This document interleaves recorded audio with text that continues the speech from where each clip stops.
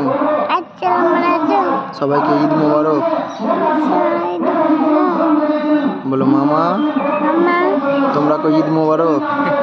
বলে দাও বলে দাও, বলো বলে দাও বেটা। বলে দেখো আমি নামাজ পড়তে এসেছি। মামাকে বলো, মামা বল। বলো বলো আমি আর দেখো মামা নামাজ পড়তে এসেছি। বলো জি। আর আপাকে বলে দাও, তোমার হাত দেখো। কেমন আছেন